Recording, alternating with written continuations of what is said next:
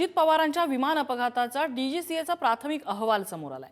सगळा डेटा यशस्वीरित्या डाउनलोड झाल्याचं अहवालात म्हटलेलं आहे। आतापर्यंत तांत्रिक बिघाडाचा पुरावा नाही, दोन्ही वैमानिकांनी मद्यप्राशन केलं नव्हतं अशी अहवालात माहिती आहे।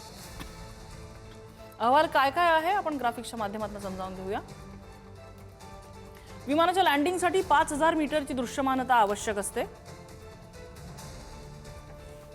लँडिंग वेळी 2000 मीटर इतकीच दृश्यमानता होती।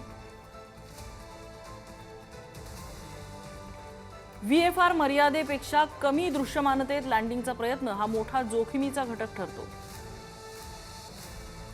चार्टर जेटसाठी आवश्यक असलेली मूलभूत सुरक्षा आणि नेव्हिगेशन सहाय्य इथे अपुरी होती। विमान रनवेच्या डावीकडे 50 मीटर अंतरावर झाडावर आदळलं आणि कोसळलं। दोन्ही वैमानिकांची मद्यप्राशन चाचणी निगेटिव्ह आली होती।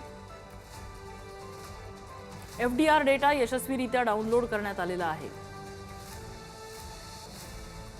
CVR थर्मल डॅमेज डेटा रिकव्हरीसाठी अमेरिकेतल्या संस्थेची मदत घेणार आहे। आतापर्यंत तांत्रिक बिघाडाचा थेट पुरावा नाही, CVR FDR विश्लेषण निर्णायक ठरेल। बारामती विमानतळावर DGCAने अनकंट्रोल्ड एअरफील्डवरील VFR ऑपरेशन्सवर कठोर अंमलबजावणी करावी। MET सुविधा लँडिंगसाठी आवश्यक आहेत, सुविधा सुधाराव्या।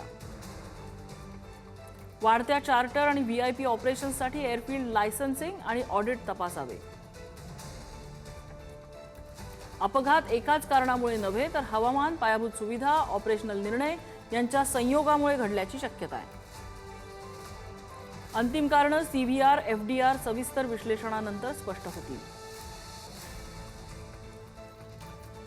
दरम्यान DGCAच्या अहवालावर रोहित पवारांनी प्रश्न उपस्थित केले। ते असं म्हणतात, प्राथमिक अहवालात AAIBने कोणता प्राथमिक निष्कर्ष काढला? CIDच्या अहवालाचा तपास घेऊन कसा तपास करणार आहे?